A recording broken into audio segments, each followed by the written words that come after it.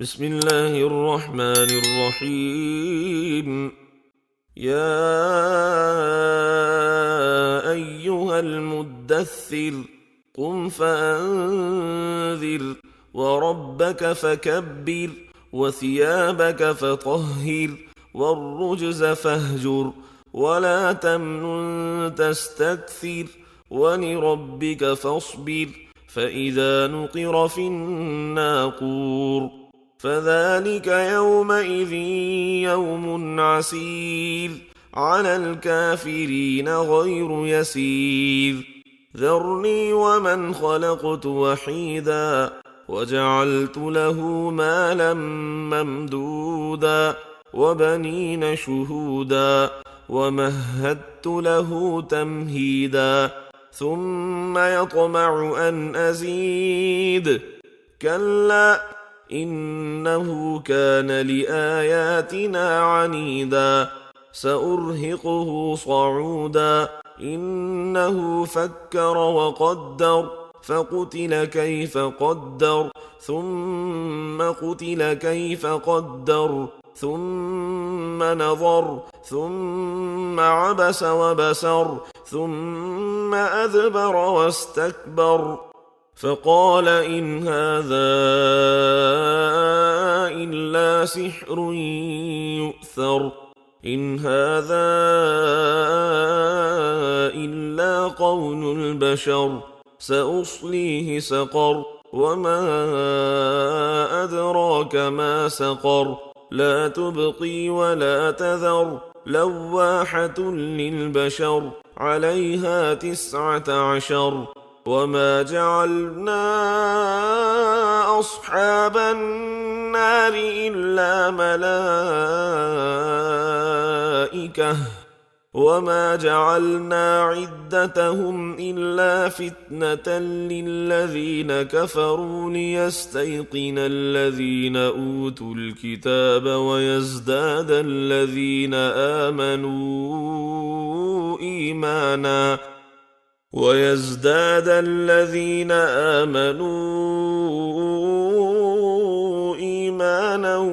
ولا يرتاب الذين أوتوا الكتاب والمؤمنون وليقول الذين في قلوبهم مرض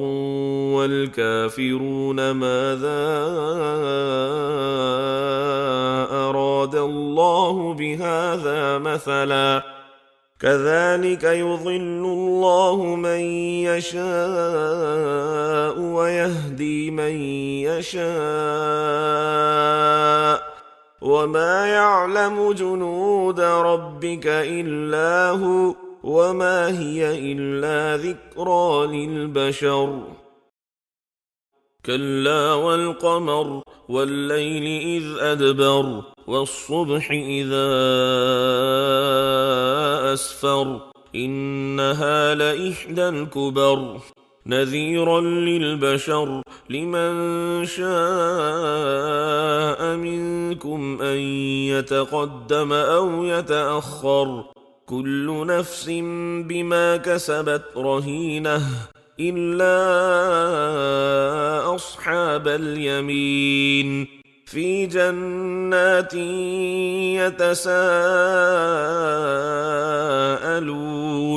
عن المجرمين ما سلككم في سقر قالوا لم نك من المصلين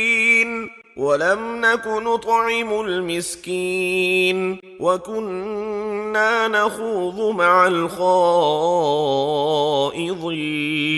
وكنا نكذب بيوم الدين حتى أتانا اليقين فما تنفعهم شفاعة الشافعين فما لهم عن التذكرة معرضين كأنهم حمر مستنفرة فرت من قسورة بل يريد كل امرئ منهم أن يؤتى صحفا منشرة كلا بل لا يخافون الآخرة كلا إنه تذكرة فمن شاء ذكره وما يذكرون إلا أن يشاء الله هو أهل التقوى وأهل المغفرة